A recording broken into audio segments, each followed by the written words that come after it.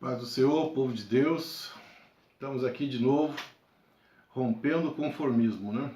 Nós não podemos nos conformar com as situações, é importante a gente romper o conformismo, justo que Deus não muda, não é isto? Mas aqui na Terra tudo muda. Deus é tempo kairos, permanência, é um tempo do infinito, do tempo do eterno. Mas você que está aqui, nós estamos aqui, tudo muda. Então, como vamos romper o conformismo é não aceitar a situação e buscar as mudanças, ok? Então, eu vou ler aqui para ti, em Provérbios, capítulo 5, verso 21. Porque o caminho do homem estão perante os olhos do Senhor, e ele considera todas as suas veredas. Quanto ao perverso, as suas iniquidades o prenderão. Vou repetir. Quanto ao perverso, as suas iniquidades o prenderão. E com as cordas do seu pecado será detido. Ele morrerá pela falta de disciplina e pela sua muita loucura, perdido, cambaleia. Bom, observa aqui que o ímpio, o perverso, as suas iniquidades, né, o seu pecado o destruirá. Ele se autodestrói. A pessoa que não tem conceitos, nem temor a Deus, ele vai criando uma situação de autodestruição. Por que eu estou falando isso? Fala um pouquinho da Rede Globo. Rede Globo, a esquerda abominou e a direita abominou. Agora me fale de uma televisão que simplesmente entrou numa guerra contra a sociedade brasileira. Vamos falar do cristianismo. Evangélicos, 30%.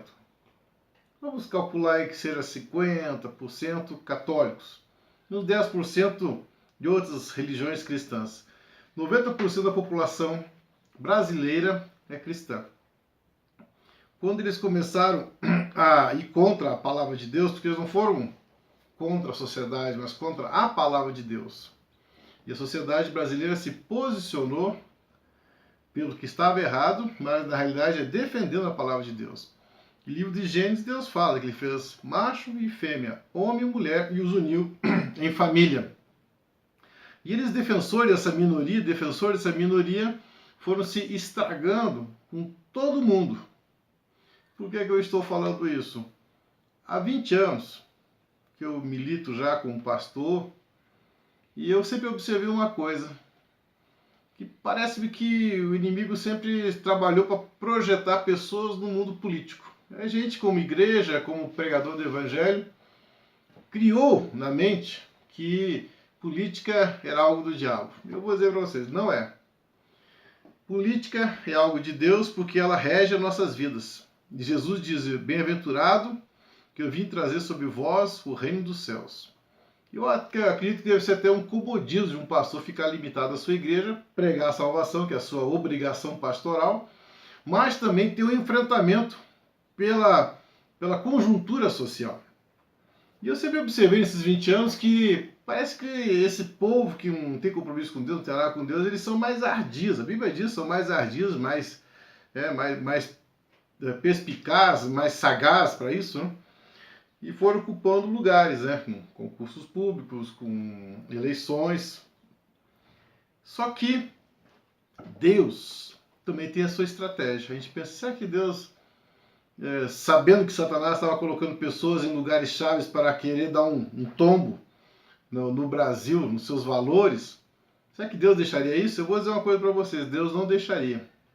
Sabe por que Deus fez esses 20 anos, enquanto o inimigo botava algumas pessoas em alguns lugares para tentar burlar as leis e querer destruir a estrutura familiar, que é a pirâmide, que é a base da sociedade, é a célula máter que segura toda a sociedade? Deus, ele permitiu que houvesse divisões de igreja, muitas igrejas. Pequenas igrejas, grandes ministérios, e o Brasil espalhou-se em igreja. Fala das evangélicas que a gente conhece mais. Mas também tem as católicas, também tem algumas outras religiões espíritas, né? E o Brasil espalhou. Se você for hoje em favelas, em circunstâncias, o que você vai encontrar de igrejas, pequenas igrejas, de pastores pregando a palavra de Deus?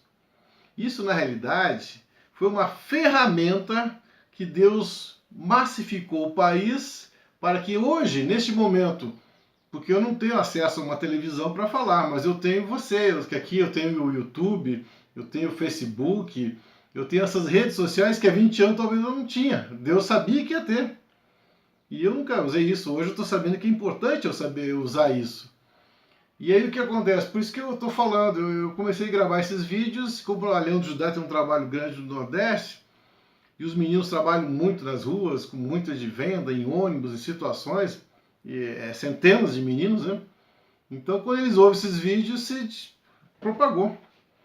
Então a estratégia que Deus fez para combater essa iniciativa de Satanás de tentar destruir a nação brasileira, os seus valores, foi multiplicar as igrejas, que quando deu esse confronto agora, pode observar, o mundo cristão se uniu, os padres evangélicos que eu posso falar, você vai ver que eles estão lá batendo contra a ideologia de gênero, contra essas questões de arte, que não tem nada de arte, isso aí é sodomia pura para influenciar a criança, e nós nos unimos espiritualmente num trabalho contra Satanás querendo destruir essa nação.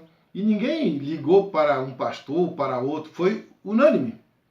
E todos compraram a briga. Por que eu estou falando isso aí?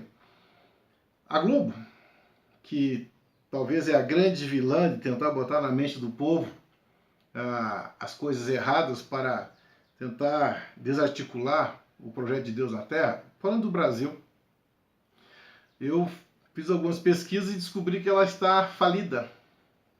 Ela está demitindo os seus atores, eles estão sem rumo, né?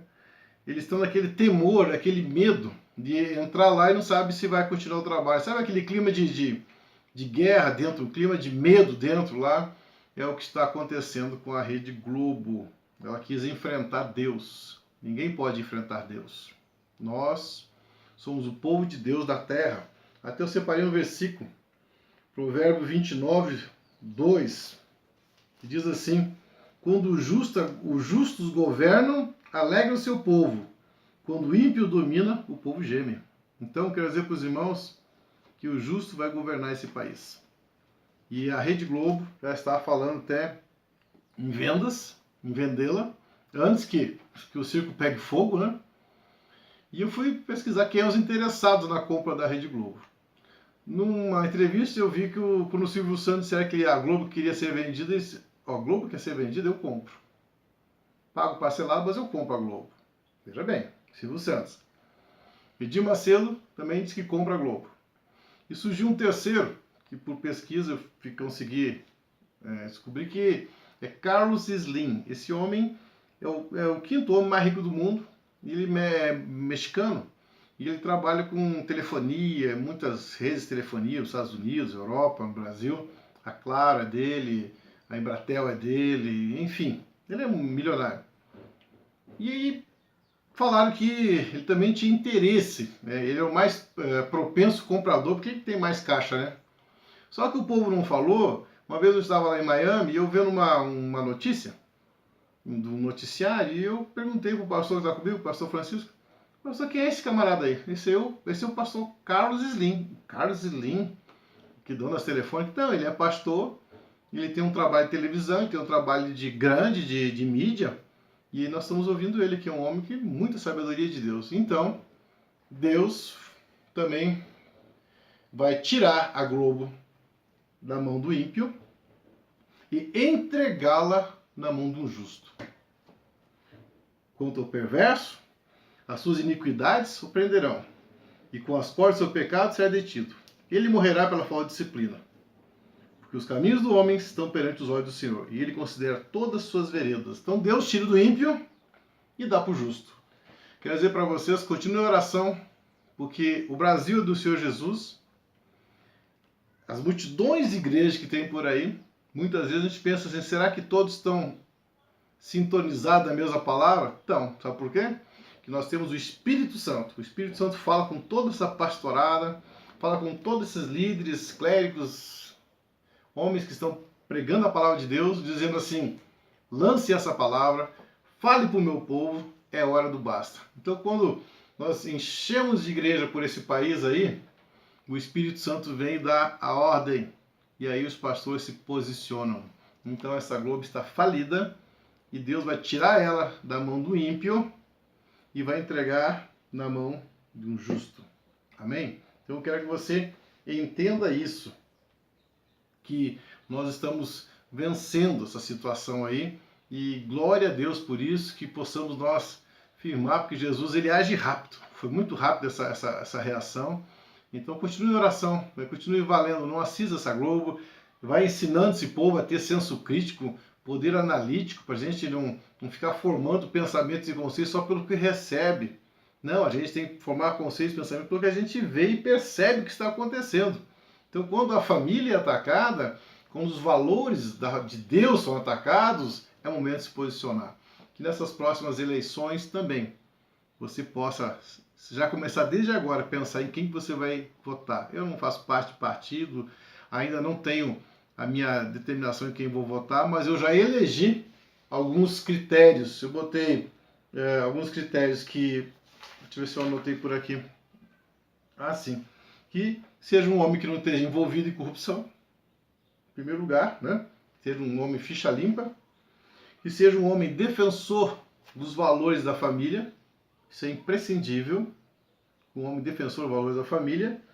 Que seja um homem comprometido com Deus.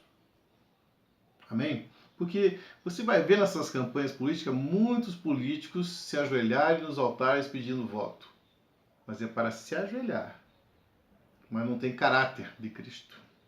E que esse homem seja um homem que reflita seu caráter com Cristo. Então, comece a partir de agora a pensar em quem que você vai escolher, em quem que você vai se posicionar. Comece a observar essas situações, crie mais critérios, eu botei alguns aqui, e seja uma pessoa seletiva. Valorize teu voto e, mais importante, multiplique teu pensamento, porque são no campo das ideias que nós vamos transformar esse país. O Brasil já é do Senhor Jesus, declare isso. Agora vamos ganhar esse povo com as ideias de Cristo, porque o reino dos céus chegou entre nós. Que a paz do Senhor esteja com todos o recebam em nome de Jesus. Amém?